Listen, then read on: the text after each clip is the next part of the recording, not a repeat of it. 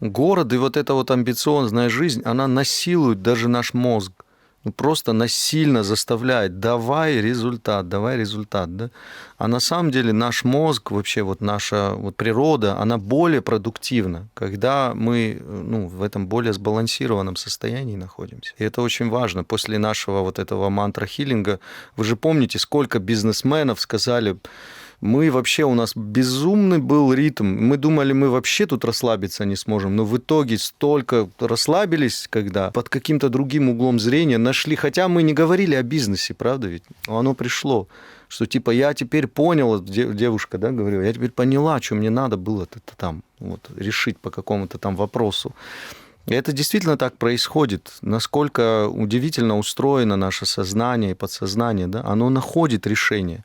Мы туда загружаем, и оно находит решение. Но, к сожалению, вот этот современный ритм жизни, страсть, он, ну, нам внушает эту идею, что через бег, через сверхусилие, через вот эту борьбу я, ну, максимальный результат получу.